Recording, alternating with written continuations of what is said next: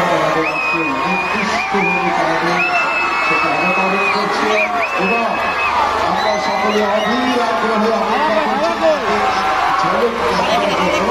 কিন্তু আমরা সবাই জানি আমাদের সামনের যে মঞ্চ রয়েছে সেই মঞ্চে তিনি চলে আসলে এই সময়টা আমাদের সকলের অধীর আগ্রহ হেলিকপ্টারের রওনা খুলবে এবং আমরা দেখতে পাবো মাননীয় মুখ্যমন্ত্রী আমাদের লাল গাড়ির তিনি পদার্পণ করবে। আর সকলের কাছে অনুরোধ করবো হেলিকপ্টারের দরজা খোলা রাখো।